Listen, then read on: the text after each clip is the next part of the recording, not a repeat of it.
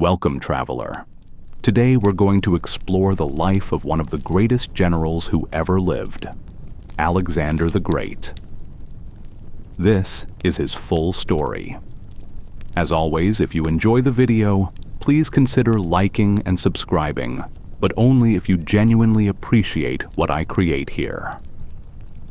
Now, turn off the lights, relax your body and mind, and step into the world that Alexander the Great once saw.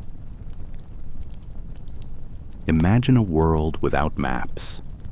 A world where the edge of the horizon is the edge of everything known. Where gods still walked through the dreams of kings, and the sky above was not just weather, it was prophecy. Now imagine being born into that world, and being told from your very first breath that you were not just a boy. You were a destiny. This is the story of Alexander. Not a statue, not a myth. A man made of blood and fury and longing who looked at the entire world and said, "It is not enough." It begins in the year 356 before the Common Era, in a city called Pella. Pella was the capital of Macedonia, a kingdom tucked into the northern reaches of the Greek world. If you had asked an Athenian at the time about Macedonia, they might have sneered.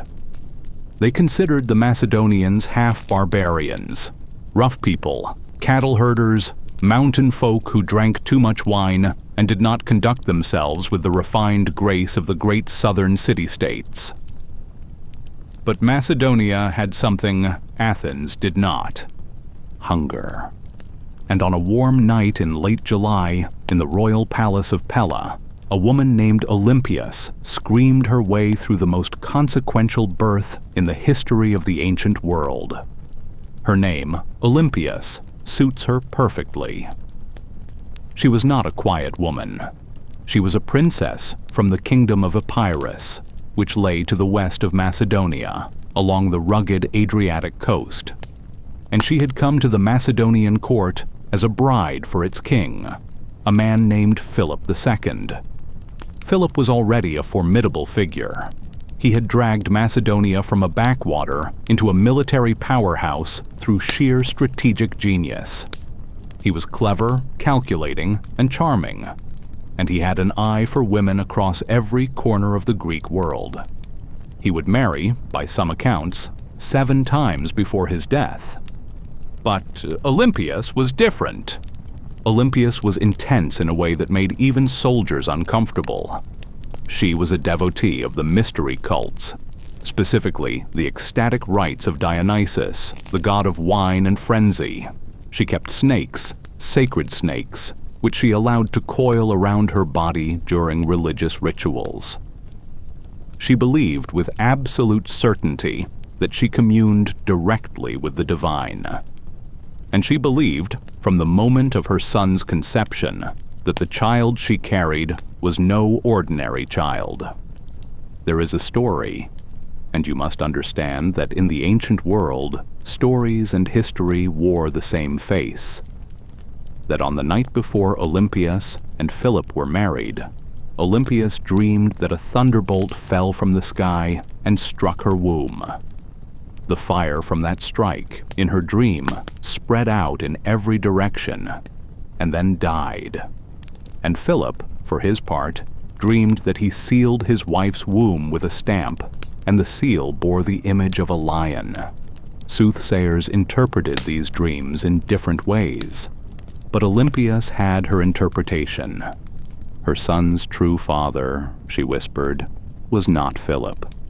It was Zeus, the king of all gods, the hurler of lightning, the father of Heracles.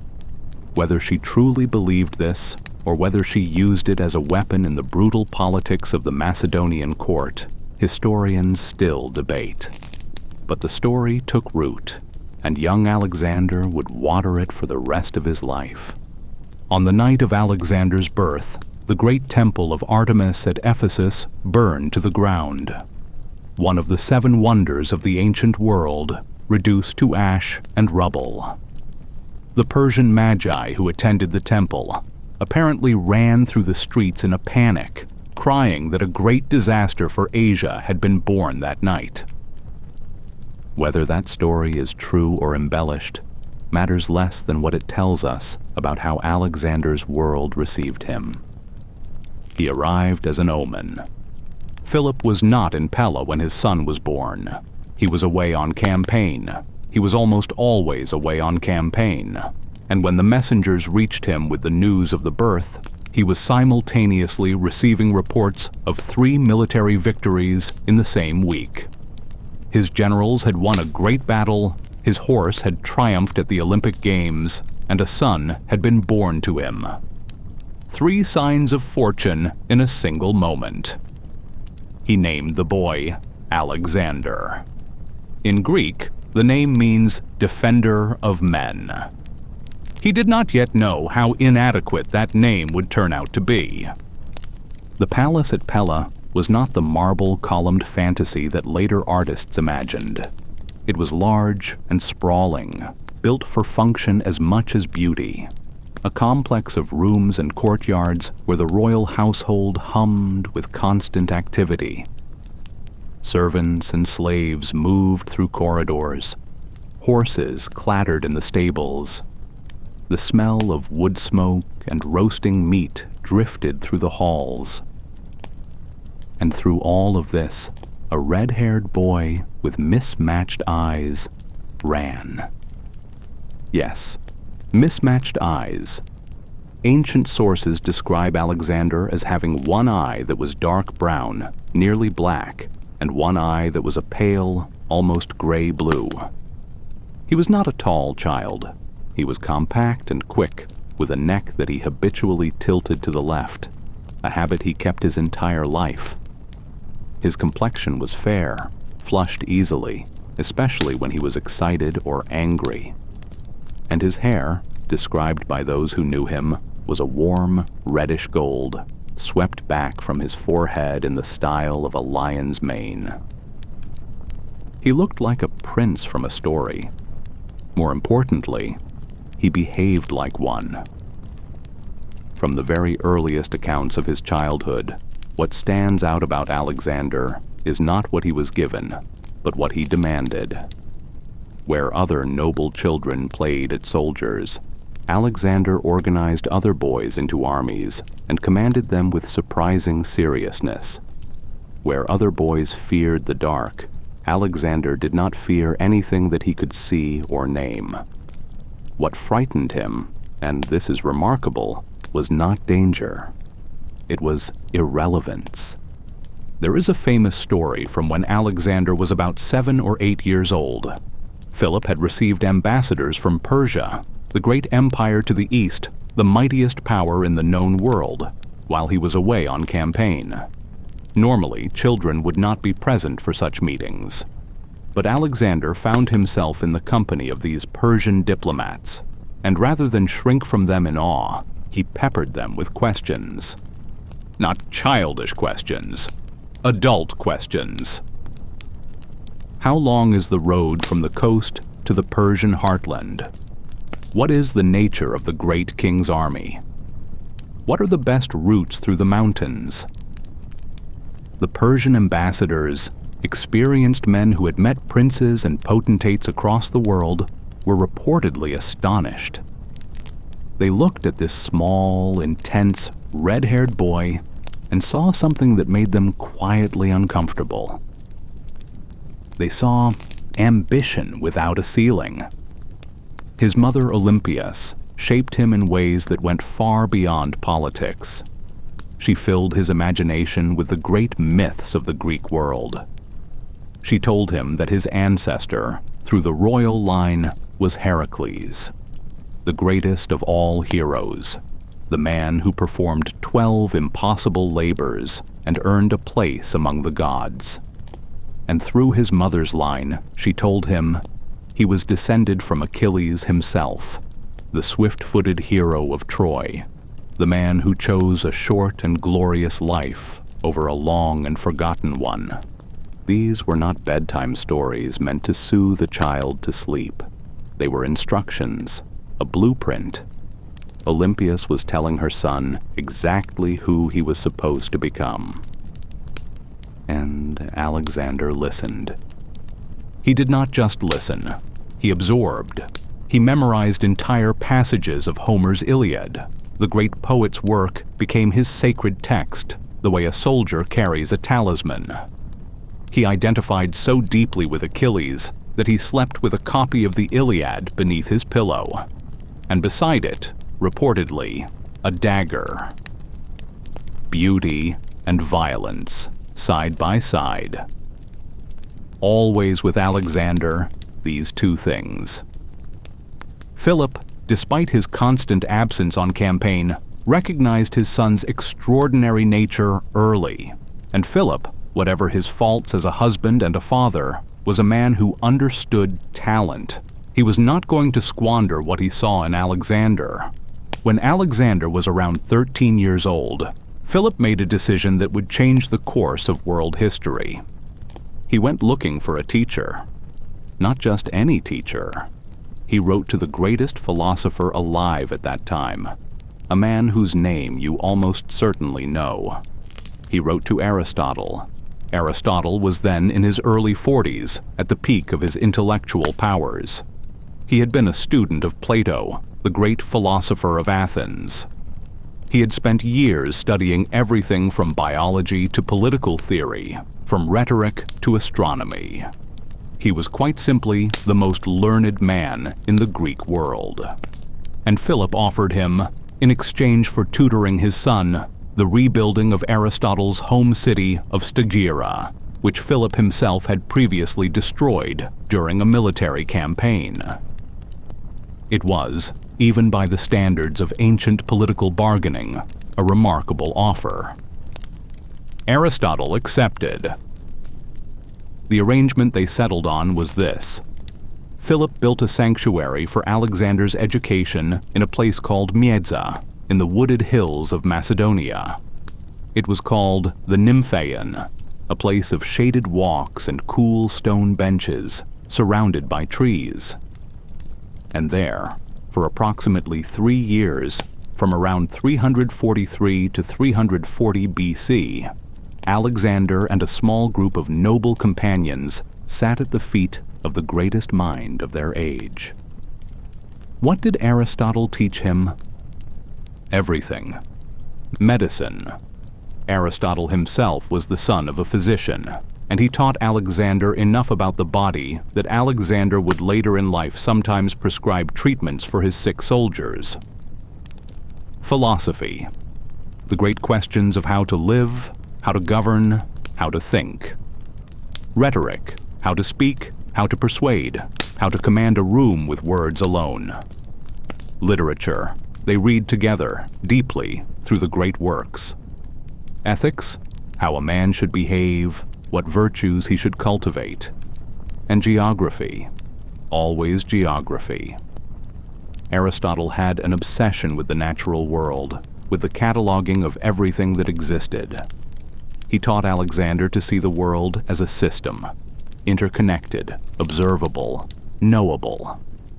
He gave Alexander the tool that would drive his entire life, the belief that the world could be understood, and that understanding it was the same thing as possessing it.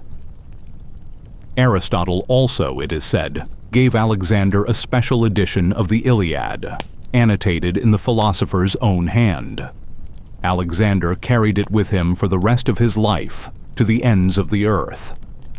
But Aristotle did not only give Alexander knowledge, he gave him something rarer. He gave him a worthy opponent for his mind.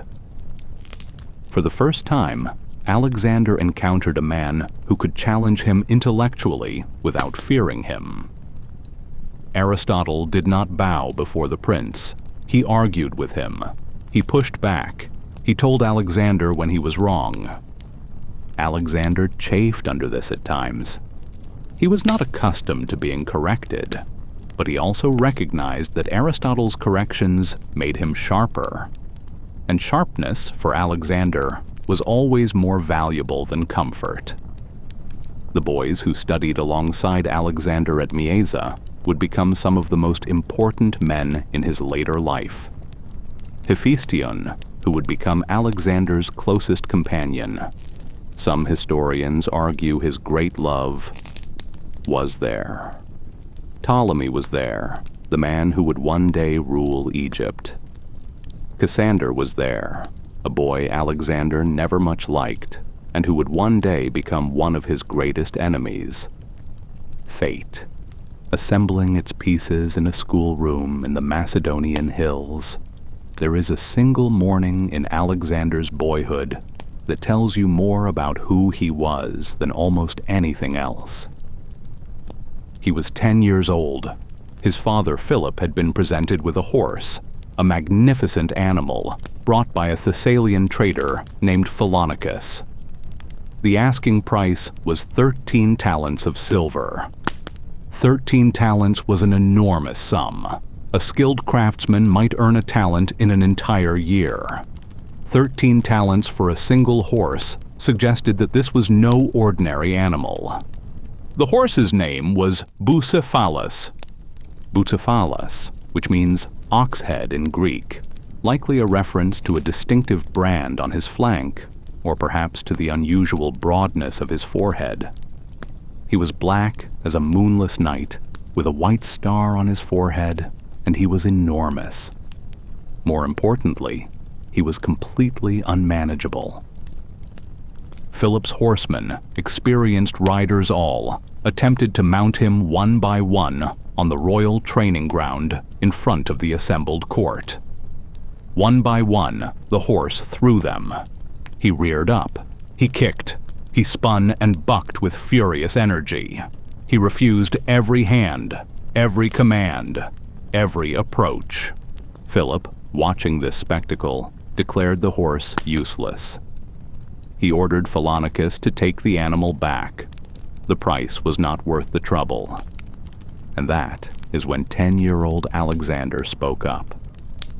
"What a horse you are losing," the boy said, "because those who ride him are too inexperienced and too frightened to handle him."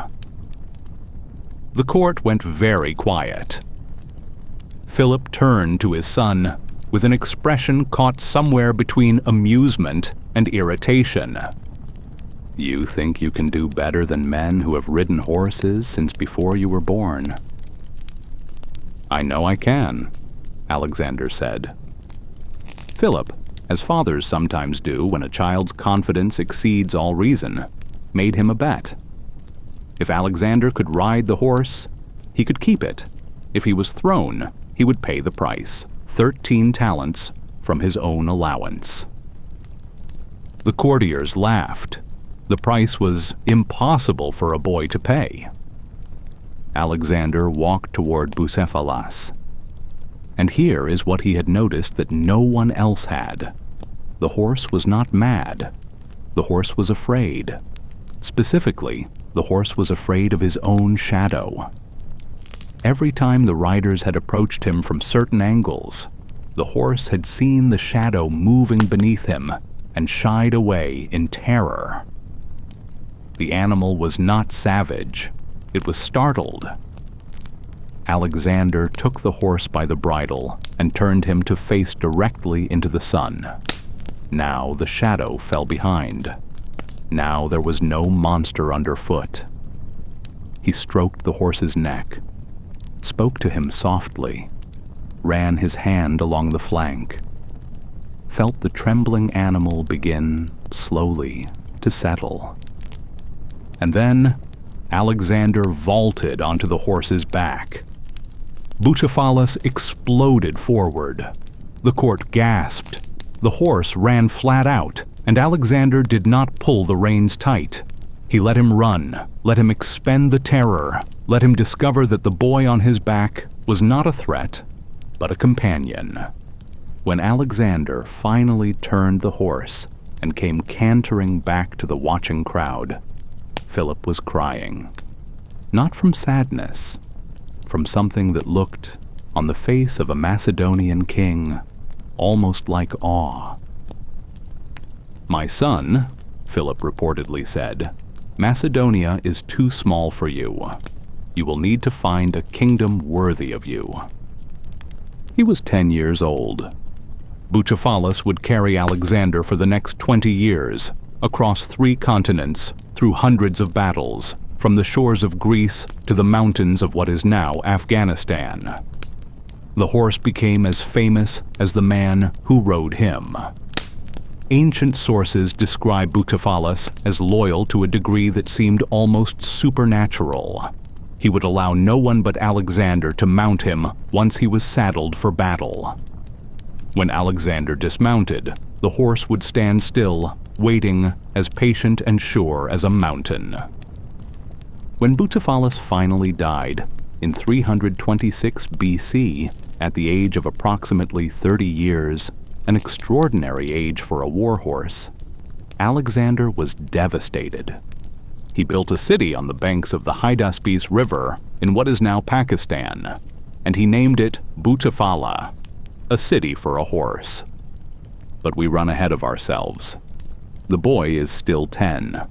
The world is still whole. The adolescence of Alexander was lived in the long, complicated shadow of his father. Philip II of Macedonia was one of the great military innovators of the ancient world. He had revolutionized warfare with the sarissa, a pike nearly 18 feet long, carried by infantry in tight formation. The Macedonian phalanx was essentially an irresistible wall of spear points that moved as a single organism. Philip drilled his men relentlessly, forged them into a precision machine, and used this machine to conquer, intimidate, or absorb virtually every power in the Greek world. Living as the son of such a man was a peculiar torment. Philip admired Alexander. Genuinely, you can see it in the ancient accounts. But Philip also occupied exactly the position in the world that Alexander wanted for himself. Every victory Philip won was a victory that Alexander had not won. Every city Philip took was a city that would not need taking when Alexander came of age. There is a story that when Philip's messengers brought news of yet another great victory, the conquest of a powerful city in Thrace, the young Alexander turned to his companions with a strange look on his face and said, "My father will get everything done, and when I come to inherit his kingdom, there will be nothing great left for me to do." His companions reassured him. There was plenty of world remaining. But Alexander's anxiety was not really about territory. It was about glory. It was about the burning, almost unbearable need to be exceptional, not in the quiet way that a good king might be exceptional, but in the searing, undeniable way that Achilles was exceptional. A way that could not be ignored, could not be forgotten, would echo through history like thunder. He was afraid of being ordinary. It was, perhaps, the only thing he truly feared. The first time Alexander tasted real power, he was 16 years old. Philip had gone on campaign again, this time against the city of Byzantium, on the straits between Europe and Asia. He left Alexander behind in Macedonia as regent, not a ceremonial role, actual governance. The decisions of the kingdom for this period were Alexander's to make. It did not take long for things to demand his attention. A tribe in Thrace called the Maidi revolted. They had presumably assumed that with the king away and only a 16-year-old boy in charge, it was a good moment to cause trouble. They had assumed incorrectly. Alexander marched north with an army, defeated the Maidi in battle, captured their stronghold, expelled the local population, refounded the city with new settlers, and renamed it Alexandropolis. He was 16. He had just founded his first city. Philip, receiving the news, expressed pride. He was not surprised. Philip had always known what his son was. But there is something in the ancient record that suggests Philip was also, perhaps, ever so slightly unsettled. His boy was not warming a seat. His boy was conquering. Then came the battle that truly introduced Alexander to the Greek world. In 338 BC, Philip decided to settle the Greek question once and for all. The great southern city-states, Athens and Thebes chief among them, had formed an alliance against Macedonian domination. They met Philip's army at a place called Chaeronea in Boeotia. It was one of the decisive battles of the ancient world. Philip commanded the right wing of the Macedonian army. He assigned the left wing, the wing that would face Thebes' most celebrated military unit, to his 18-year-old son, the Sacred Band of Thebes. Let that name sit for a moment.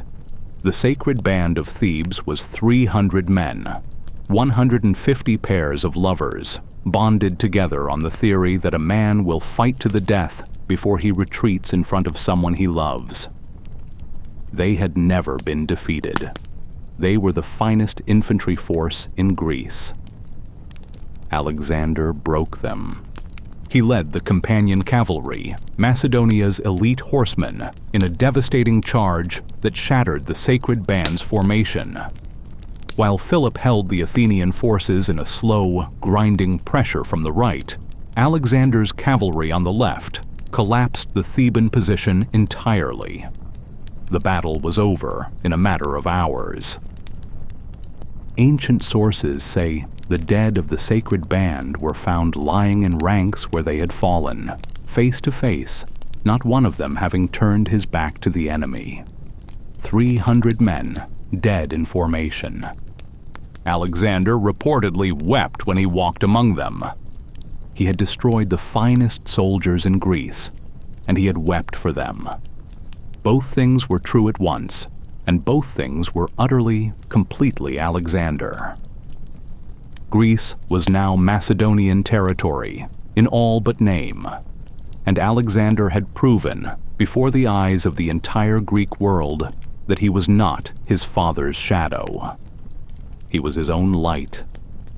But home was not easy. The relationship between Philip and Olympias had deteriorated over the years into something openly hostile. Philip's other marriages, his appetite for wives and mistresses was legendary and very Macedonian, had created a court seething with rivalries and claims. When Philip took a new Macedonian wife, a young noblewoman named Cleopatra, the tension between Philip and Olympias exploded. At the wedding banquet, Philip's new father-in-law, a man named Attalus, stood up and made a toast. He invited the Macedonians to pray to the gods for a legitimate heir, implying that Alexander, whose mother was Epirote rather than purely Macedonian, was somehow not fully legitimate. Alexander, who had been drinking, stood up and hurled his cup at the man.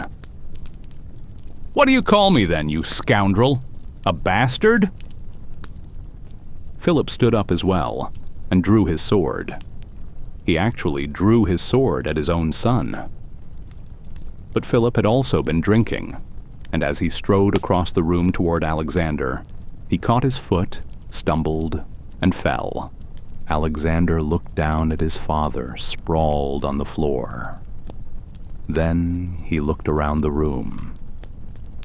"Look at this," he said, with the cold, cutting precision that only the truly furious can manage. A man preparing to cross from Europe into Asia, brought down by crossing from one couch to another. He walked out. He took his mother back to Epirus. He went into a kind of exile. It lasted months. Eventually, through the mediation of friends and the stubborn political logic that Philip needed Alexander as his heir, the two were reconciled. Alexander returned to Macedonia. The wound, however, did not fully heal. There was something fractured now between father and son. They needed each other. They did not entirely trust each other. And then, in 336 BC, none of it mattered anymore, because Philip was dead. It happened at a celebration. Philip's daughter, also named Cleopatra, Alexander's sister, was being married to the king of Epirus. A great festival was underway in the city of Aegae.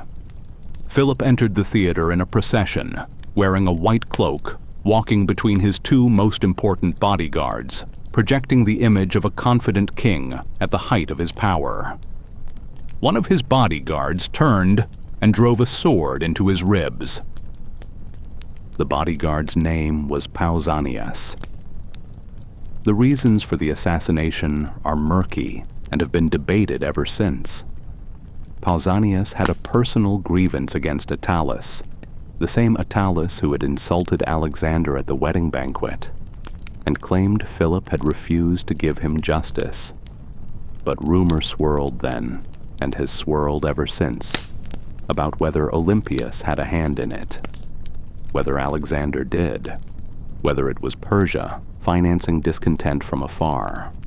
The truth has never been definitively established. What is certain is that Philip II of Macedonia, the man who had dragged a backwater kingdom to the edge of world domination, fell face forward in the theater of Aegae with a sword in his side. He was 46 years old, and his son was 20, and the world had just opened like a wound. The news of Philip's assassination spread through Macedonia like fire through dry grass, and where fire spreads, chaos follows. This is the moment that separates men who want power from men who are built for it. Alexander was 20 years old. His father had just been murdered. His mother was a foreign-born woman with enemies in every corner of the court. There were rivals, multiple half-brothers and their supporters, men backed by powerful factions, all watching to see whether the boy would hesitate. He did not hesitate, not for a single breath. Within hours of Philip's death, Alexander had moved with such speed and decisiveness that it seemed almost rehearsed, though of course it was not. He secured the loyalty of the army, which had known him since Chaeronea and respected what it had seen.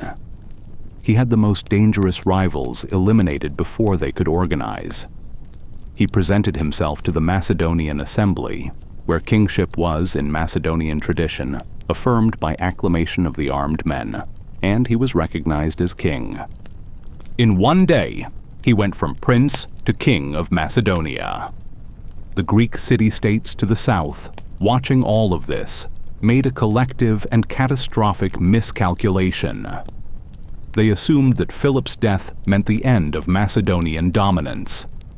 They assumed the young king would be too busy consolidating his position at home to concern himself with the Greeks. Athens buzzed with excited talk. Thebes began to stir. Diplomats rushed between cities. Maybe, they dared to hope, the Macedonian yoke was lifting. Alexander allowed them to hope.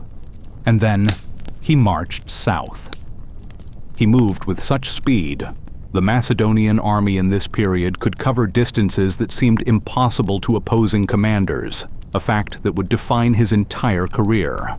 That before the Greek city-states had fully organized their opposition, he was there. He arrived at Thermopylae. He convened the Greeks at Corinth in what was called the League of Corinth, the political structure his father had established. He looked at them. They looked at him.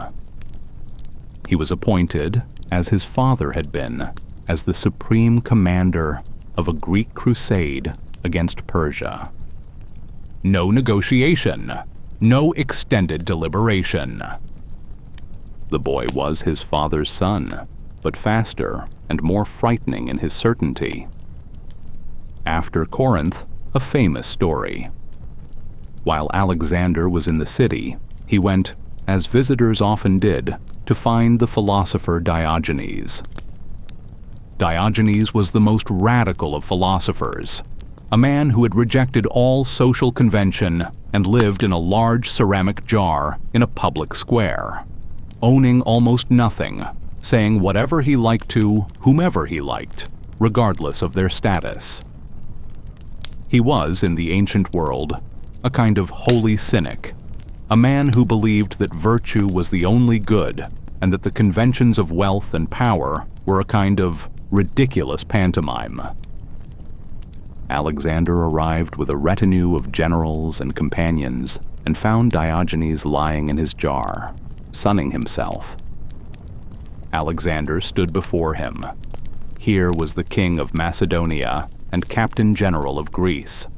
Every other person in the city would have prostrated themselves. Diogenes squinted up at him. "Is there anything I can do for you?" Alexander asked. "Yes," said Diogenes. "Stand out of my sunlight." The companions and generals laughed nervously, bracing for Alexander's anger. Alexander laughed, not a polite laugh, a genuine one. He looked at the man who had told the most powerful figure in Greece to move out of his sun, and felt, apparently, something like admiration. "If I were not Alexander," he reportedly said as they walked away, "I would wish to be Diogenes." It is a small moment, but it tells you something true about Alexander. He did not hate philosophy. He did not resent the man who refused to bow. He recognized something in Diogenes' absolute self-sufficiency, the refusal to need anything, and he envied it. Because Alexander's greatness was inseparable from his need. He needed glory the way other men need water. But before he could march east, there was business in the north. The tribes of Thrace and Illyria, restless peoples along Macedonia's northern and western borders, saw the new young king and smelled opportunity. Rebellion broke out. Alexander marched north and spent the better part of a year conducting one of the most brilliantly choreographed military campaigns in history, subduing tribe after tribe, outmaneuvering his enemies in terrain that would have stopped most armies. There is one particular crossing of the Danube River that military historians still study. Facing a large force of Getae warriors on the far bank, Alexander crossed the river at night using whatever watercraft he could find. Boats, canoes, inflated animal skins stuffed with hay, moving thousands of soldiers silently in the dark. By dawn, his army was on the other bank and moving through the tall grain fields, using long pikes to cut the stalks in their path and advance in formation, invisible to the enemy until they suddenly emerged. The Getae, facing what must have seemed like an army materializing from the grain itself, broke and fled. He never lost a battle. Not one. In 15 years, and an empire spanning 2 million square miles. Not one. While Alexander was in the north, a rumor reached the Greek city of Thebes. The rumor said Alexander was dead.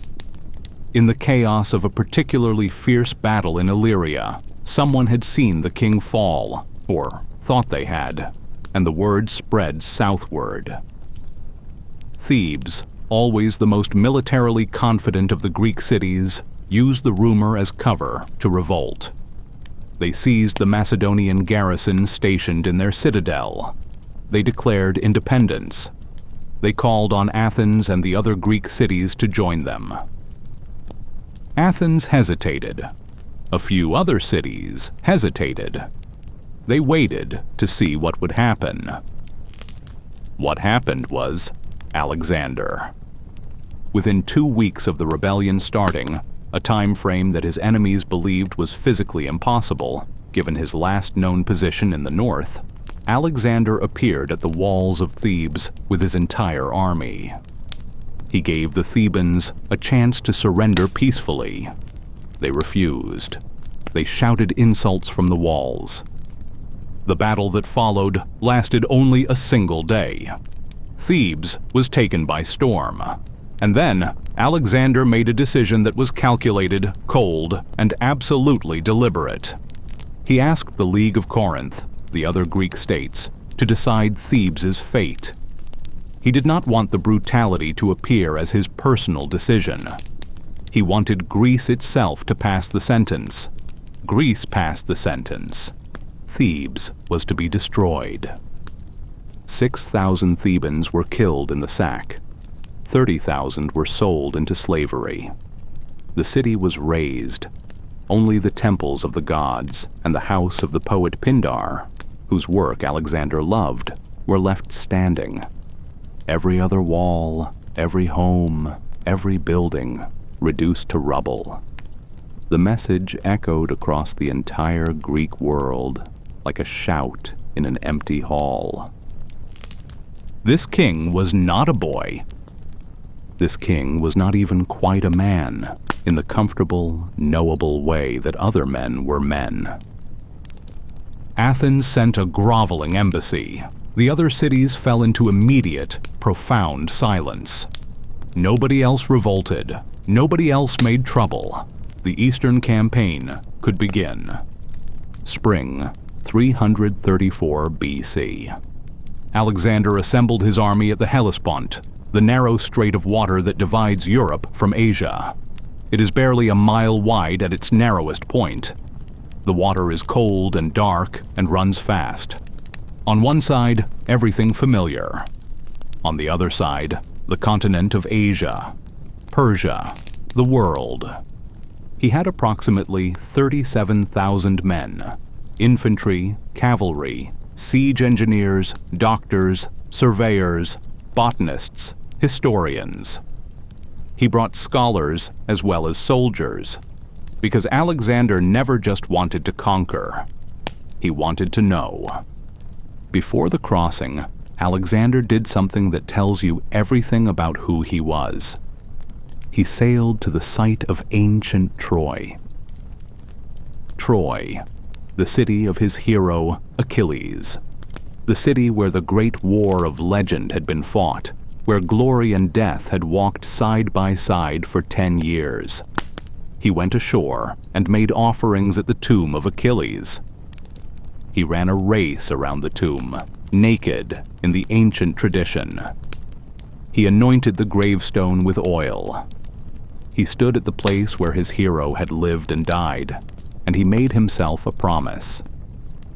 He looked out across the Asian shore and made his intentions clear, not just to his men, but to whatever gods might be listening. Then he sailed back to the crossing point and stood at the prow of the lead ship, and as Macedonia disappeared behind him and Asia grew larger ahead, he hurled his spear into the Asian soil. A spear thrown from a ship, striking the ground of Asia, claiming the continent from the sea, before a single foot had touched the shore. Asia was not what Alexander expected. Oh, he had studied it. Aristotle had taught him. The Persian Empire in 334 BC was the largest political entity the world had ever seen. It stretched from the Aegean coast in the west, the shores of modern Turkey, all the way east to the borders of India. It encompassed Persia itself, Egypt, Babylon, Mesopotamia, Syria, and dozens of smaller kingdoms and satrapies. At its height, it had ruled perhaps 40 million people. But by Alexander's time, the Persian Empire was creaking. The great king, Darius III, had come to power only recently and had not fully consolidated his authority. The Persian satraps, regional governors, were men of enormous local power who did not always move in perfect coordination. The empire was vast, yes, but it was also brittle in the way that vast empires sometimes become when they stop being hungry. Alexander was very, very hungry. The first major confrontation came almost immediately. Near the Granicus River, in what is now northwestern Turkey, a Persian force gathered to stop Alexander's advance. It was led by the local satraps and included a contingent of Greek mercenaries in Persian pay. The Persian commanders debated strategy. Some wanted to deny Alexander supplies and draw him into a war of attrition. But pride won out over pragmatism, and they drew up their forces along the opposite bank of the Granicus, inviting battle. Alexander arrived and surveyed the position. His senior general, a seasoned officer named Parmenion, a holdover from Philip's era, who would serve as Alexander's cautious, steadying counterweight throughout the early campaigns, urged waiting until morning.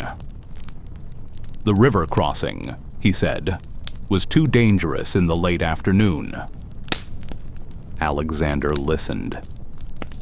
And then he ordered the attack. He dressed himself in a conspicuous white-plumed helmet. He made himself visible, unmistakably, deliberately visible, and he rode into the river at the head of the cavalry. This tells you something crucial about Alexander's conception of leadership. He did not command from behind. He did not observe from a hilltop and issue instructions. He led from the very front, in person, in the first line of the charge. This was not recklessness, or not only recklessness. It was a deliberate communication to his men. I will not ask you to go anywhere. I will not go myself. And it was a communication to himself, too, a constant raising of the stakes, a living on the edge that seemed to fuel him rather than diminish him. In the chaos of the Granicus crossing, Alexander's conspicuous helmet made him a target. A Persian nobleman rode directly at him and swung a battle axe that sheared off Alexander's helmet crest. Another blow, from the same man, connected with the helmet itself, and the blade was descending toward Alexander's unprotected skull when his companion Clytus, a man he had known since childhood, a man he would later kill in a moment of drunken rage, but that comes later, rode in and hacked the Persian's arm off at the shoulder.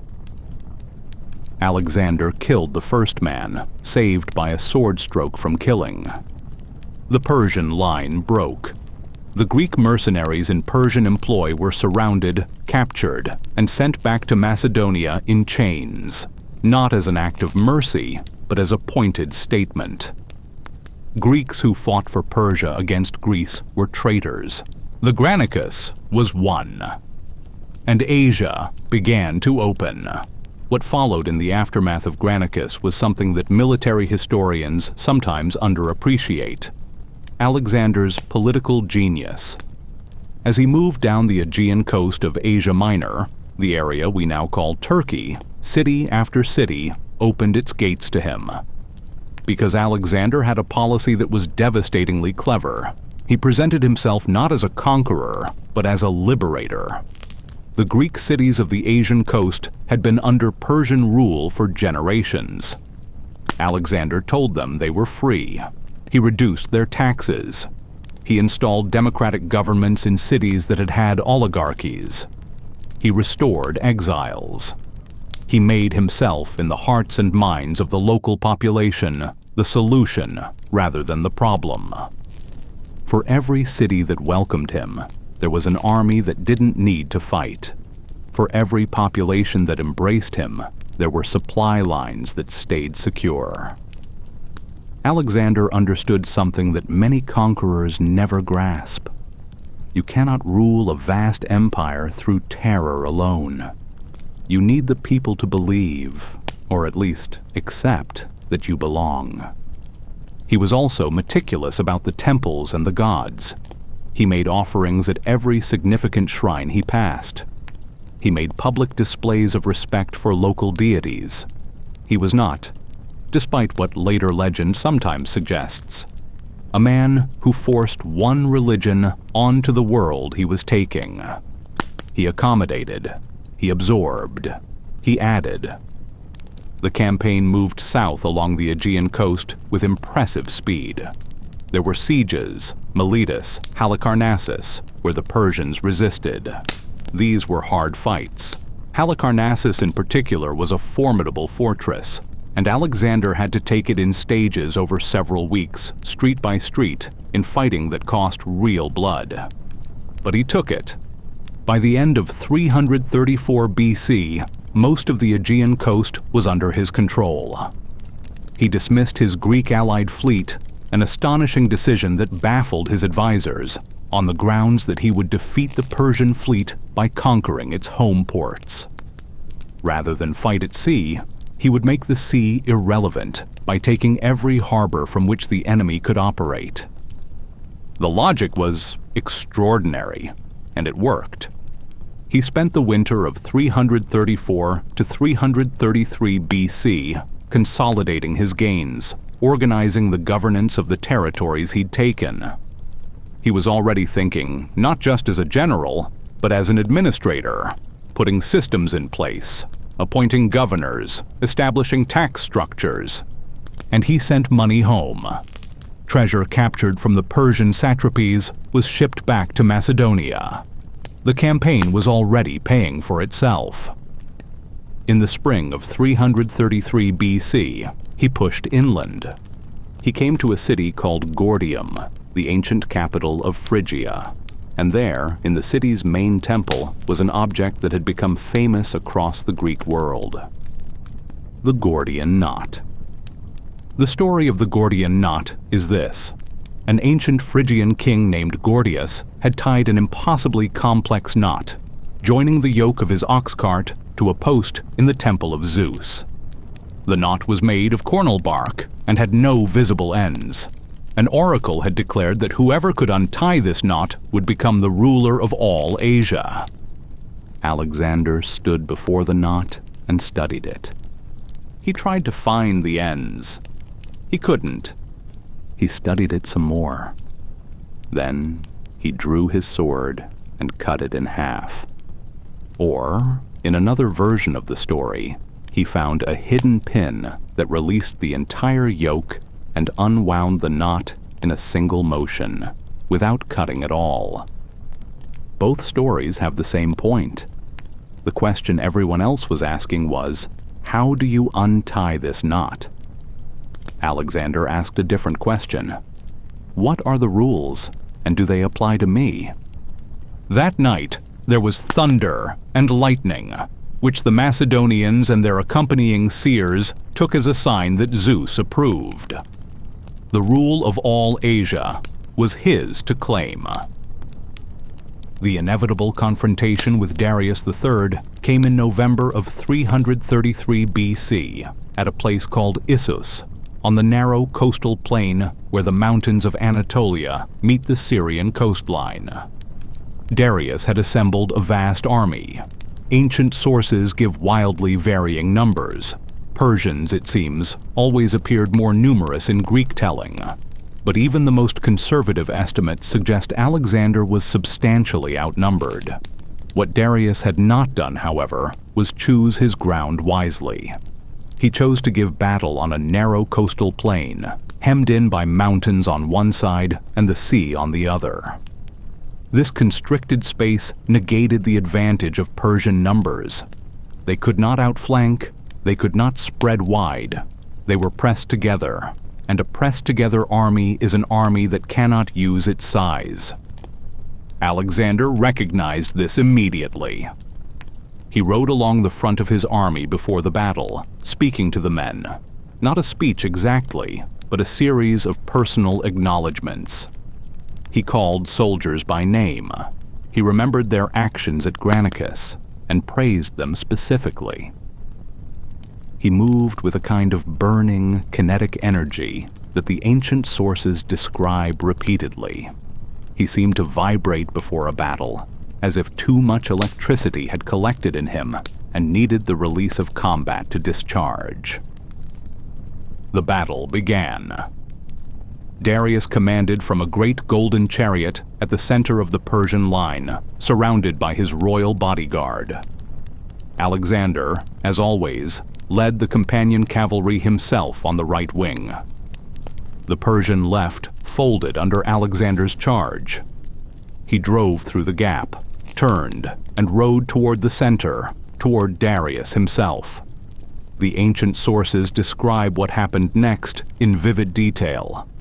As Alexander's cavalry crashed through toward the royal chariot, killing the men around it in a swirling melee, Darius looked across the battlefield and saw the young Macedonian king riding directly at him.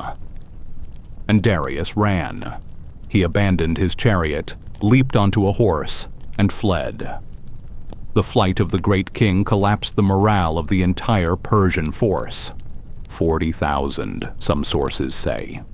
Perhaps more, killed or captured in the aftermath. But the number matters less than the image. The lord of the greatest empire in the world, fleeing on horseback from a 23-year-old Macedonian with a lance. Left behind in the Persian camp, which Alexander captured intact, were something unexpected and extraordinary. Darius's mother, his wife, his daughters, his entire royal family, taken in the rout, sitting in their richly decorated pavilions, waiting to learn their fate. Alexander went to them that evening. He entered the tent and found the royal women prostrated on the ground before him, faces down. His companion Hephaestion walked slightly ahead, taller than Alexander, and Darius's mother, a formidable woman named Sisygambis, bowed before Hephaestion, mistaking him for the king. Hephaestion stepped back immediately, quietly indicating Alexander. Sisygambis, realizing her error, was mortified. She began to prostrate herself again. Alexander stopped her. "Don't worry, mother," he said, and that word, mother, was not casual. He used it deliberately as a statement of intent.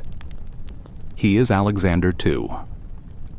He treated them not as captives, but as royalty. Their servants were kept, their dignities were maintained, their privacy was protected.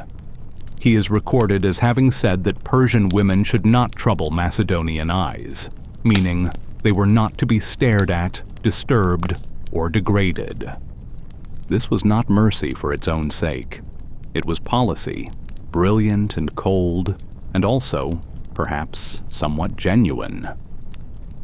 Alexander genuinely seems to have felt that cruelty toward those who could not fight back was beneath him. But it was also a signal, to Persia, to the world, of how he intended to rule. Not as a destroyer, as a king. After Issus, Alexander did not pursue Darius into the Persian heartland. Every general in his army expected him to. Darius was running. The moment to press was now, surely. Chase the great king, run him down before he could regroup. But Alexander shook his head. He turned south. He was going to complete the coastal conquest first. He was going to take every harbor, every city, every port city that could give the Persian fleet a base of operations. He was going to strangle Persia's naval power before he drove into its heart. This decision produced the most grueling military operation of the entire campaign, the Siege of Tyre. Tyre was an island city, not on the coast, actually on an island, half a mile out to sea, surrounded by deep water and defended by walls that rose directly from the sea itself. It was considered essentially impregnable. It had held out against Nebuchadnezzar of Babylon for 13 years. Alexander spent 7 months taking it. He built a causeway. That is the remarkable fact. He built a causeway from the mainland to the island, half a mile across open sea, under constant attack from Tyrian warships and missiles. He assembled a fleet from the cities he'd already captured. He built siege towers on ships. He approached from every angle simultaneously. The Tyrians fought with desperate creativity. They heated sand in metal cauldrons and poured it down on the attackers, the hot sand getting inside armor and burning skin in ways that were agonizing and impossible to escape. They dropped flaming torches on the causeway machinery. They sortied with fast ships. Alexander lost men. he lost time. He was held at the walls of an island city while Darius was somewhere in the east rebuilding. But he did not stop. 7 months. The causeway was completed. The walls were breached. Tyre fell. 8,000 Tyrians were killed. 30,000 were sold into slavery. The city, which had been one of the great commercial powers of the Mediterranean for centuries, never recovered. And the causeway Alexander built, the sediment around it has accumulated over 2,000 years, is now a permanent peninsula.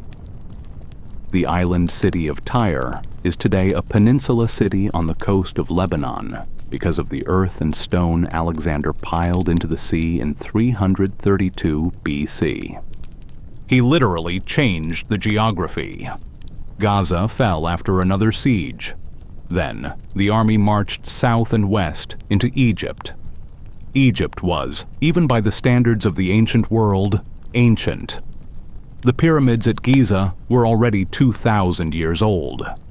The temples of Luxor and Karnak had stood for longer than Alexander's entire civilization had existed. Egypt was not a new place. It was the oldest place. The Persian governor of Egypt, watching Alexander's advance, surrendered without a significant fight. The Egyptians welcomed Alexander not just as a conqueror, but, and this is important, as a liberator. The Persians had suppressed Egyptian religion, had reportedly shown contempt for the sacred animals and temples. Alexander arrived and did the opposite. He made offerings to the gods. He participated in the religious ceremonies. He honored the priests. And the priests responded by doing something extraordinary. They named him Pharaoh. Alexander the Great was crowned as the legitimate king of Egypt, inheritor of the divine throne, son of the god Ra in the Egyptian tradition. He was given the double crown. He was given the titles. He was given the full religious legitimacy of 3,000 years of Egyptian kingship. He was 23 years old. He founded a city. He chose the site himself, a strip of land on the Mediterranean coast between the sea and a large inland lake with a natural harbor and easy access to the Nile Delta. He walked the site personally, pacing out the dimensions of the planned streets with his feet because there was apparently no chalk available. He used grain from the soldiers' rations to mark the lines, and birds flew down and ate the grain. His seers said this was an omen of disaster. The city would fail. His own seers said this, to his face. Alexander disagreed. He said it meant the city would be wealthy and productive, would feed many peoples, like grain feeds birds. He chose to interpret the omen himself, in his own favor. The city was Alexandria. It became one of the most important cities in the history of the world.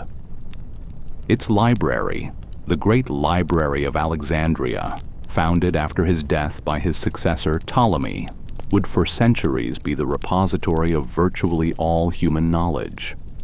Its population would reach hundreds of thousands. It still exists today on the same patch of Egyptian coast bearing his name. Its lighthouse, the Lighthouse of Alexandria, was one of the 7 wonders of the ancient world, a city that birds ate the grain for.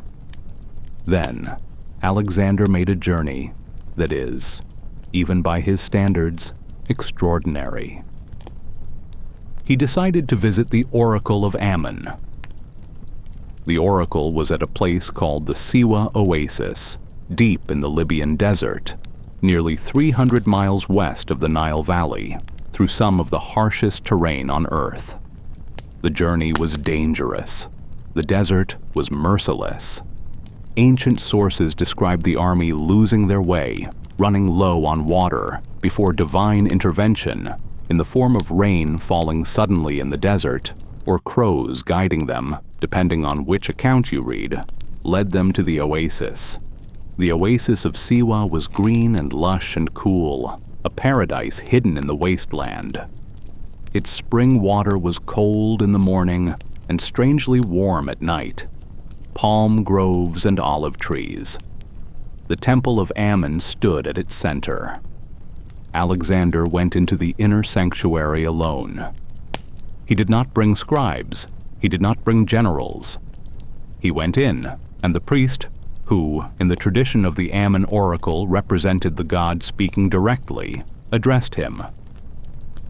We do not know exactly what was said. Alexander, when asked later, said the oracle had told him what he wished to hear. That is all he would say. But from the accounts of those around him, what seems to have happened is this. The priest addressed him as the son of Ammon, the Egyptian god who the Greeks equated with Zeus. He was told that his father was a god. He was told that his empire would stretch across the world. He was told that he was, in some fundamental sense, more than human. Whether Alexander believed it, truly, privately believed it, is one of the great questions of his story. He certainly used it politically. The divine parentage story fitted perfectly with what his mother Olympias had always told him. It fitted with his claim to descend from Achilles and Heracles. It fitted with the image of a world conqueror who was not bound by ordinary human limits. But there are moments in the later years, in the dark hours after terrible losses or moral failures, where you sense something more complicated than cynical politics. Something that looks like a man who has been told he is a god and finds the distance between that claim and the feeling in his chest, the grief, the exhaustion, the loneliness, to be an unbridgeable, agonizing gap. He was not a god. He knew he was not a god. He was a man who needed to be. The year is 331 BC. Alexander is 25 years old, and he controls Egypt, the Aegean coast, Syria, the Levant, everything west of the Mesopotamian plains. But Darius is still alive, and Persia, in its heartland, is still standing. The final confrontation was coming. Darius had spent the 2 years since Issus rebuilding. He had raised a new army, far larger than the one at Issus. He had recruited cavalry from the eastern satrapies, war chariots fitted with blades on their axles designed to cut through infantry, and war elephants from India. He had chosen better ground this time, a wide open plain in northern Mesopotamia, near a place called Gaugamela, where his superior numbers could finally spread out and envelop Alexander's smaller force. He had even had the ground leveled, according to ancient sources, to ensure his chariots could operate at full speed. He had thought of everything. He had not thought of Alexander. On the night before the Battle of Gaugamela, October 1st, 331 BC, Parmenion, Alexander's senior general, came to the young king's tent and suggested a night attack. The Persian army was vast. In daylight, the sheer weight of numbers might overwhelm the Macedonians. In the dark, numbers were less useful. Alexander refused. He would not steal a victory in the darkness, he said. He would take it honestly, in the full light of day. Some ancient writers, including Plutarch, suggest that Alexander simply slept on the night before the greatest battle of his life. While Parmenion and the other generals fretted and paced, Alexander lay down and slept so deeply that his commanders had to wake him at dawn. Parmenion shook him and said the men were forming up, wondering at their general's composure. Alexander, waking, allegedly smiled and said, "And why would I not be at ease? We have already won the battle." The calm of a man so sure of himself that anxiety has no purchase, or the sleep of a man who has surrendered entirely to the gods. Gaugamela was the largest battle in Alexander's career. The Persian army stretched across a front so wide that Alexander's entire formation could not match it. The Persians could wrap around both of his flanks simultaneously. Alexander responded with a tactical solution of dazzling elegance. He angled his attack diagonally, leading his companion cavalry on the right wing in a march that moved along the diagonal rather than straight ahead, pulling the Persian line to follow him and bunching them together, creating gaps. When the Persian cavalry on their left swung to pursue him, he turned, sharply, suddenly, and drove directly for the gap that appeared in the Persian center. It is in the analysis of this maneuver that military historians use the word genius without hesitation. He was attacking on a diagonal, creating a flanking opportunity that didn't exist before his movement, while his left and center held under enormous pressure. The companion cavalry drove through the gap directly toward Darius's command position for the second time in their careers. And for the second time, Darius ran. The great king of Persia fled the battlefield in his chariot. His army, enormous and still largely intact in several sectors, began to collapse once the king was seen fleeing. The battle became a pursuit. The pursuit became a slaughter. Gaugamela was the end of the Persian Empire as an organized military power. Darius fled east into the mountains with a small retinue, and Alexander did not immediately follow, because ahead of him, lying open and undefended, were the greatest prizes in the ancient world: Babylon. Babylon was the most famous city on earth at that time. It had been the capital of Hammurabi, of Nebuchadnezzar. Its hanging gardens were one of the 7 wonders. Its walls were so thick that 2 chariots could race side by side along the top of them. Its temples rose in tiered ziggurats above the flat Mesopotamian plain, visible for miles. The Babylonians opened their gates and showered Alexander with flowers. They had hated Persian rule. Alexander, arriving with his pattern of respecting local gods and customs, was welcomed as a liberator. He entered the city not with military force, but in a procession of celebration. He made offerings to the Babylonian god Marduk. He declared that the city's temples, damaged under Persian rule, should be rebuilt. He stayed in Babylon for a month, resting his army, organizing the region's government, and apparently finding genuine wonder in the city around him. Here was the great civilization of Mesopotamia, older than Greece by thousands of years. He absorbed it. He always absorbed. Then east, through the Persian heartland. First, the city of Susa, an enormous wealth of treasure captured there. 40,000 talents of silver, by ancient reckoning, rivers of gold, the riches of an empire accumulated over 2 centuries.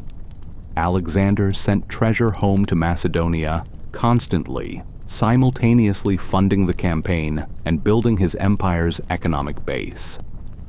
Then, Persepolis. Persepolis was the Persian heartland's ceremonial capital, the seat of the Achaemenid dynasty, the place where the great kings had been crowned. Its palaces were enormous, the Apodaina, the hall of 100 columns. Its walls were carved with the tribute bearers of every nation in the empire.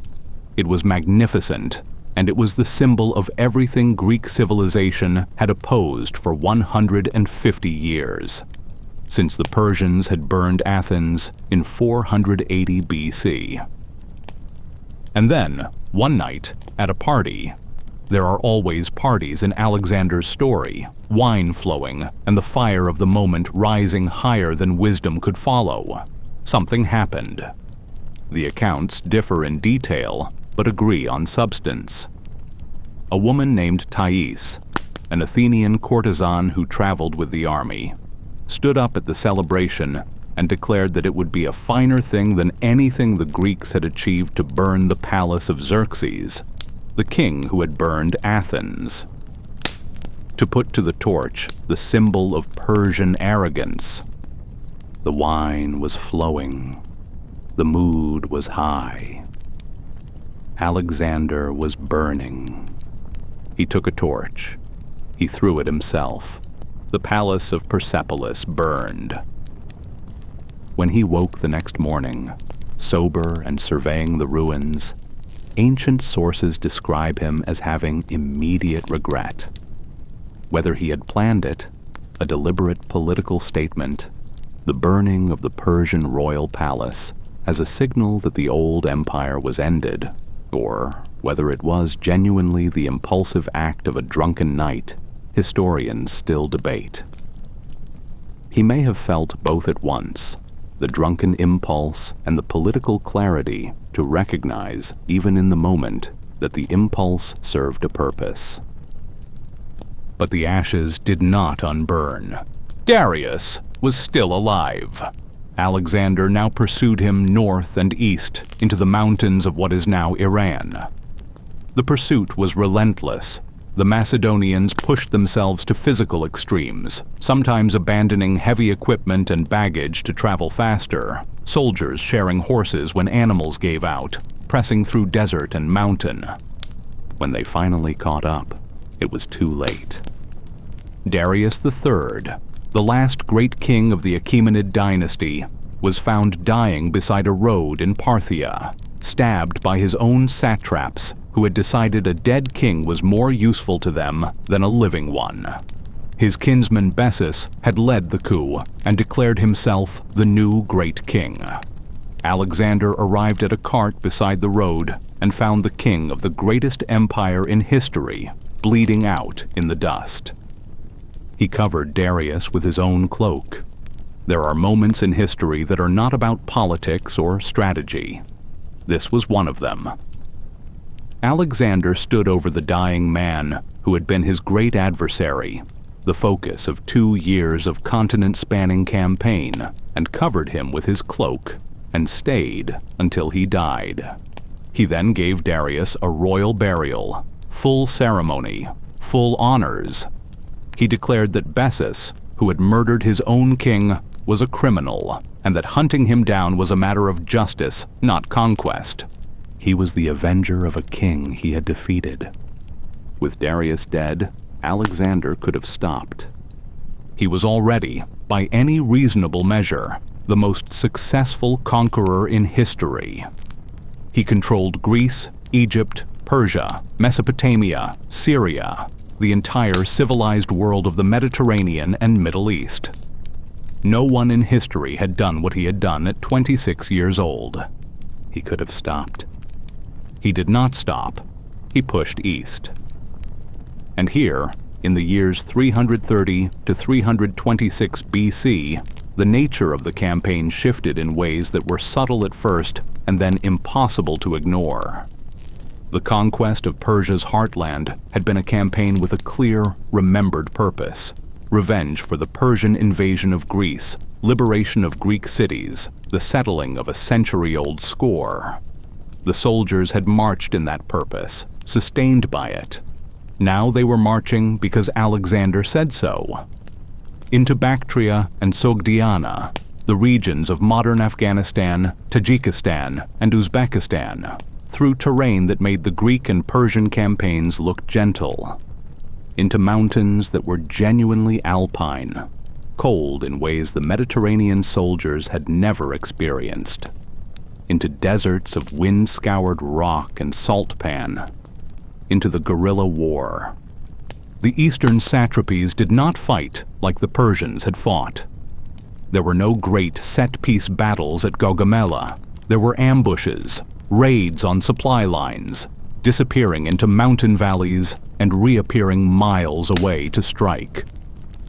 The Sogdian chieftains, men like Spidomenes, who was perhaps the ablest enemy commander Alexander ever faced, were masters of this kind of warfare. It took 3 years to subdue them, 3 years of relentless, exhausting, unglamorous counterinsurgency warfare. Alexander adapted his tactics constantly, building forts, establishing garrisons, using local forces alongside his Macedonians, doing all the unsexy, unglamorous work of empire building in hostile territory. He founded cities all across this region, Alexandria scattered through what is now Afghanistan. Some of them still exist in various forms today. And he was wounded multiple times. An arrow in the shoulder in one engagement. A serious wound to the shin from a rock in a siege. These were not minor injuries. They were the kind that left lasting damage. He led his men through the pain, and they saw it, and it bound them to him. During this Eastern period, the cracks that had been developing in Alexander's court opened wider. One of the central tensions in the later campaigns was the question of proskynesis, the Persian custom of prostrating oneself before the king. In Persian court culture, this was a standard gesture of respect. It did not necessarily imply divinity. You prostrated yourself before the king as you might bow before a great lord. But to Greeks and Macedonians, prostration was what you did before a god. To ask free men to prostrate themselves before another man was an outrage. It was slavery, or close to it. Alexander, who was increasingly thinking of himself as king of Persia as well as Macedonia, who was adopting Persian dress and customs at court, who needed the Persian nobility to accept him as a legitimate ruler, attempted to introduce the practice. The attempt failed. It failed publicly amid extraordinary awkwardness when the philosopher Callisthenes, Aristotle's nephew, the campaign historian, refused to perform the prostration and turned what should have been a ceremonial moment into a debate. Alexander backed down, but he did not forget. When Callisthenes was later implicated on what most modern historians believe was very thin evidence, in a plot against Alexander's life, he was arrested and died in captivity. Alexander, in the eyes of many of his companions, had killed a philosopher for embarrassing him. There was Clitus. Clitus the Black, the man who had saved Alexander's life at the Granicus by hacking off a Persian's sword arm. An old friend, a trusted officer, a man who had served Philip before serving Alexander. He was one of the old guard, the men who remembered when Alexander was a boy, who had watched him become whatever he was becoming, and who were not entirely comfortable with what that was. At a banquet in Marakanda, in what is now Samarkand in Uzbekistan, the drinking was heavy and the mood was festive, but then it darkened. Someone began to sing a song mocking Macedonian generals who had been defeated by Spitamines in a recent engagement. Alexander laughed. Clitus did not. Clitus had been drinking, and perhaps the combination of wine and accumulated grievance opened a door that sober judgment kept shut. He started to argue. He accused Alexander of claiming too much credit and giving too little to the men around him. He mocked the divine parentage claim.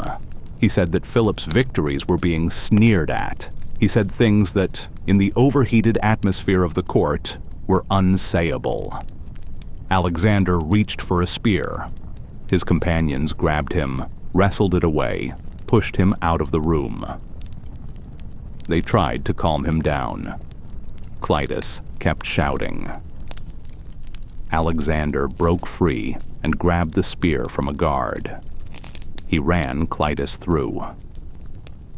The old soldier who had saved his life, dead on the floor of a banquet hall in the middle of Uzbekistan.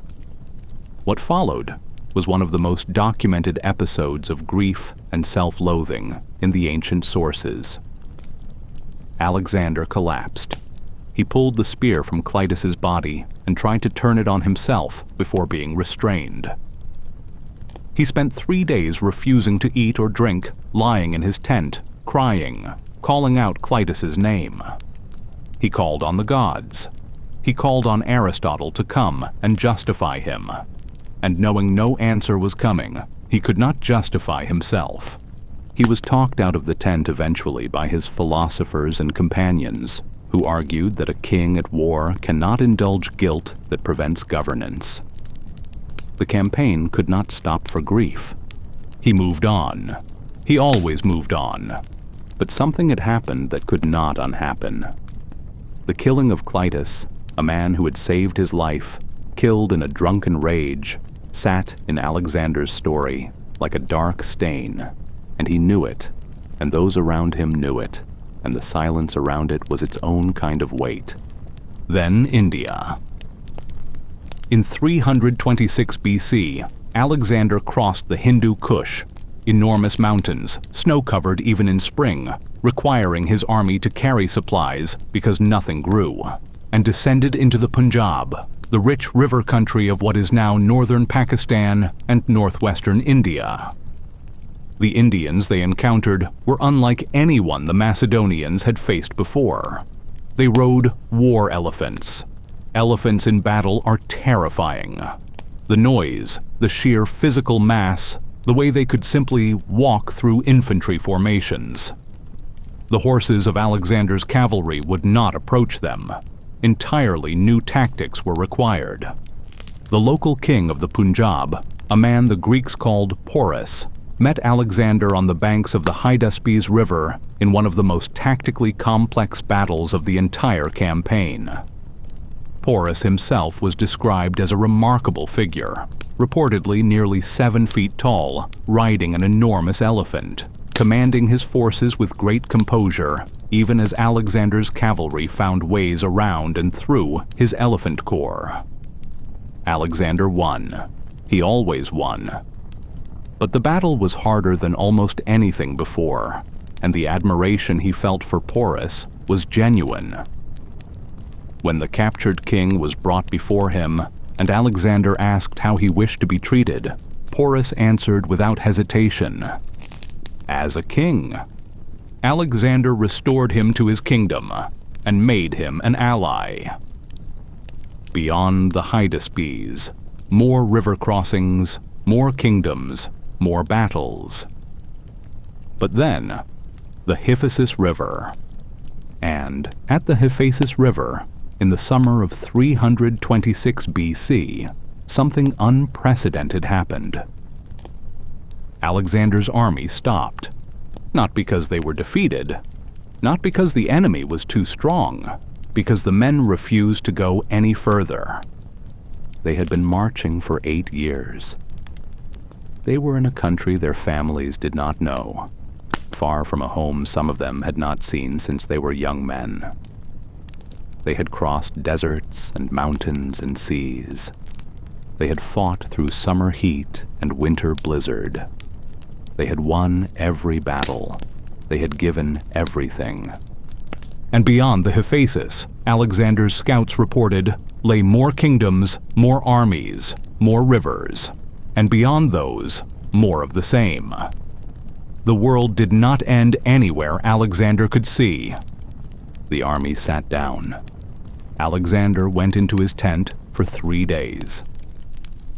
He tried, apparently, to wait them out, to let the silence communicate his will. He threatened. He appealed. He spoke of glory, of what lay just ahead, of the eastern ocean that marked the edge of the world being within reach. The men were silent. His general Coenus, a brave, trusted officer, gave the speech that Alexander's own men could not give. He stood before Alexander and said, with careful, respectful, unstoppable logic, "The men want to go home. They have earned it. There is no shame in this." Even Heracles, greatest of all heroes, turned back. Alexander dismissed the assembly and fumed alone for 3 more days. Then he came out of his tent and announced that the gods had given signs. Sacrifices had been unfavorable. The omens were against continuing east. The army would turn back. The men wept. They wept with relief and with love for him, and with the knowledge that they had said no to a man who had never accepted no before, and he had accepted it, and that was its own kind of miracle. Alexander did not weep. He built 12 great altars at the banks of the Hephaestus, one for each of the Olympian gods, to mark the furthest point of his advance.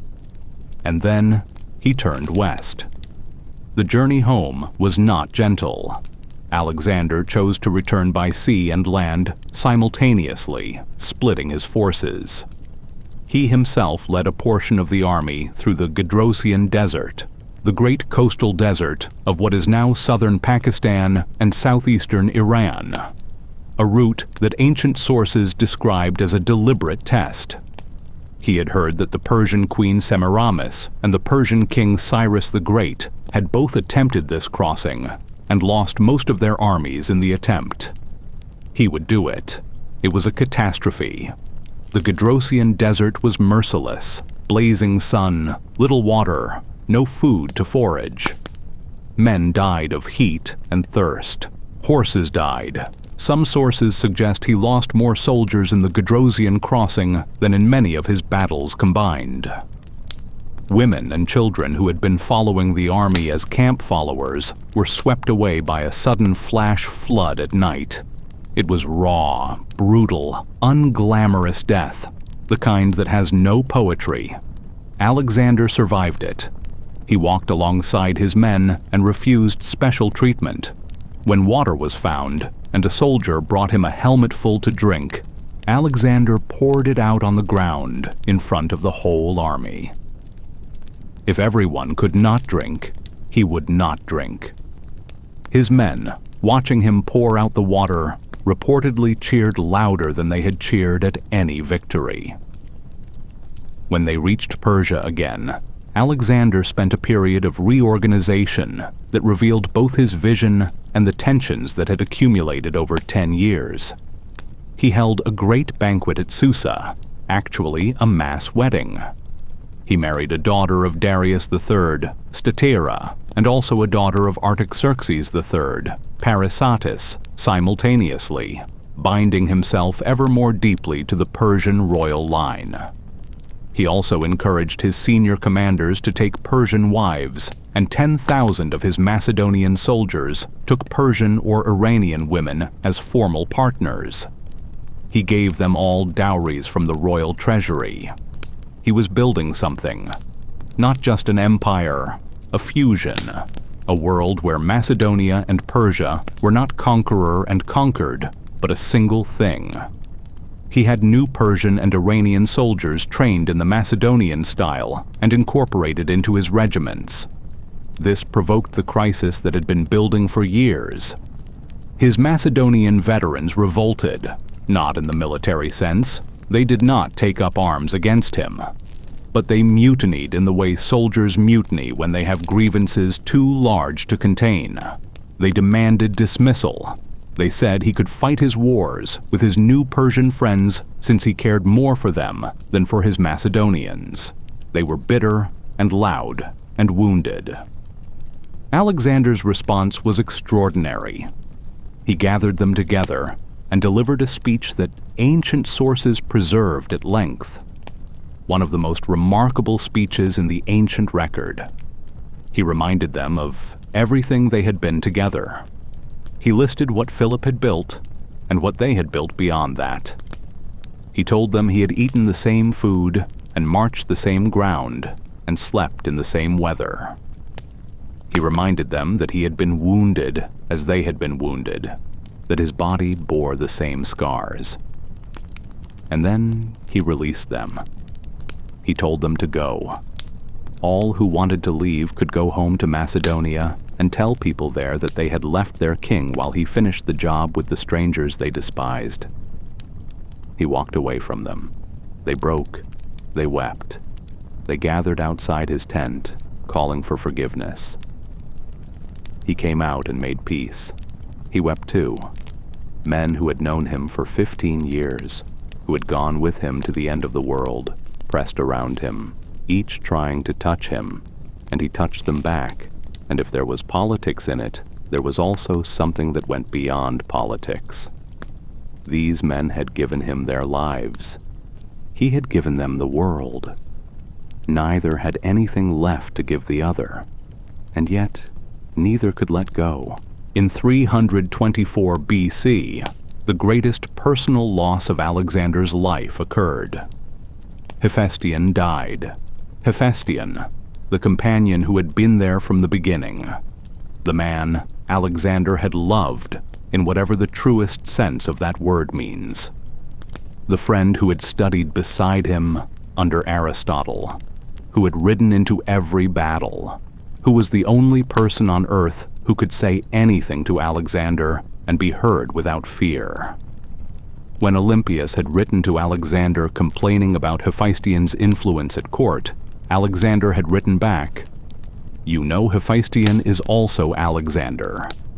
He died in Ecbatana from a fever, likely typhoid, the historians suggest, or perhaps alcohol-related illness.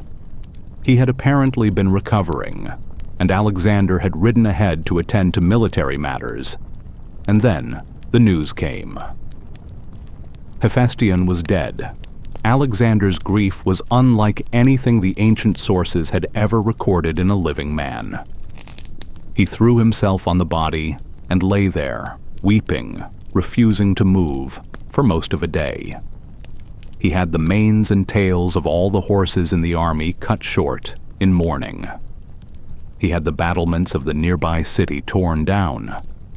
He sent to the oracle at Siwa, asking whether Hephaestion could be worshipped as a god, and received permission for him to be worshipped as a divine hero.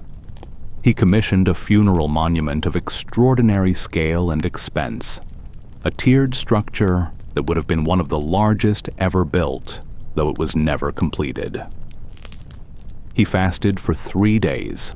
He then drowned his grief in a military campaign, attacking the Kosayan hill tribes of what is now western Iran in the winter, a brutal campaign that ancient sources suggest Alexander viewed as a funeral offering to Hephaestion.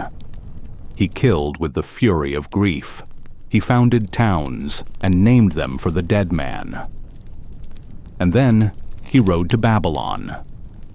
The city he rode to, Babylon, in the winter of 324 BC and into 323 BC, was not the quiet ceremonial capital of an established empire. It was the center of a world in motion. Embassies arrived from across the Mediterranean and beyond, from Carthage, from Rome, from Celtic tribes in distant Western Europe, from the kingdoms of the Arabian Peninsula. Alexander was planning more. There are well-attested ancient sources suggesting he was planning a campaign around Arabia, and possibly another into the Western Mediterranean, Carthage, then Italy. The world was not finished yet. He was not done. He was 32 years old. He spent the spring of 323 BC organizing the Arabian campaign, planning the construction of a massive harbor at Babylon, and receiving delegations. He worked with characteristic relentlessness, inspecting irrigation canals being dug in the Mesopotamian flatlands, directing the construction of a fleet, hosting the embassies with elaborate ceremony. And then, in early June of 323 BC, he attended a banquet at the home of one of his Macedonian commanders, a man named Medius of Larissa. He drank heavily that night. He had been drinking heavily for some time, more heavily than in earlier years, the sources suggest. The loss of Hephaestion had changed something. After the banquet, he felt unwell. He felt worse the next day. Fever. The fever climbed. His doctors, and they were good doctors, among the best trained men in the ancient world, could not break it. For 10 days, Alexander lay in the palace of Nebuchadnezzar in Babylon, burning. His condition was described in detail in a document that survives called the Royal Diaries, the day-by-day official record of the king's activities. And what it describes is a man fighting with everything he had and losing. By the end, he could not speak, but he was still conscious, and his soldiers, those who had been with him longest, were admitted to file past his bed. They came through in silence, each one pausing at his bedside. He recognized them. He apparently lifted his head slightly for each man who passed, or if not his head, then his eyes. The ancient sources vary, but agree that he acknowledged each soldier, that he was present for them even at the end. He died on the 10th of June, 323 BC. He was 32 years old and 10 months. The cause of his death has been debated ever since. Typhoid fever made worse by alcohol is the most commonly accepted modern diagnosis. Poison has been alleged since antiquity. Excessive drinking in combination with an acute infection is the likeliest answer, though no answer fully satisfies. When he was dead, his commanders gathered and asked what he had said about the succession. Had he named a successor? The accounts say he said, "to the strongest," or that he said nothing at all, and the question of succession was answered by 40 years of catastrophic civil war among his former generals, who carved his empire into pieces and spent the rest of their lives fighting over them. His mother, Olympias, was eventually murdered. His wife, Roxana, and his posthumous son, Alexander IV, were murdered. His other wife, Statera, was murdered. The world he had made did not outlast the men who had made it with him. But the world he had changed, that was permanent. He had founded over 70 cities. Most of them bore his name. Alexandria in Egypt endures today. The Greek language, which he had spread across the entirety of his empire, became the language in which the New Testament would be written 3 centuries later. The word of a new religion spread in the tongue Alexander had carried from Macedonia to the Hindu Kush. The trade routes he opened connected the Mediterranean to India for the first time, and those routes never fully closed again. The cultural fusion he began, Greek and Persian, Greek and Egyptian, Greek and Indian, produced the Hellenistic world, one of the most extraordinary periods of artistic and intellectual achievement in human history. He did not just conquer places, he changed the world's shape. He altered the trajectory of civilization, not once, but in so many interlocking ways that it is genuinely impossible to imagine what the following 2,000 years of history would have looked like without him. On the banks of the Jhelum River in Pakistan, there is a city. A modern city, ordinary in its way, going about the business of being a city. But it stands near the site of ancient Bucephala, the city Alexander built for his horse. The horse is gone. The city is gone. The empire is gone. Alexander is gone. But the name is still there, in the history books, in the names of the cities, in the language of the Gospels, in the shape of the world. He hurled a spear into Asia from a ship in the Hellespont and said, "This is mine." And in some fundamental, indelible, unstoppable way, it was. This was the life of Alexander the Great, a boy who feared only mediocrity, a student who became a king before his teacher was old, a king who became a conqueror before he was old, a conqueror who became a legend before he was dead, a man made of fire and longing who burned through the world and left it permanently alight. Rest now. The story is told. The king is gone to his gods. But Alexander does not fully go anywhere. He is still, in some sense, marching.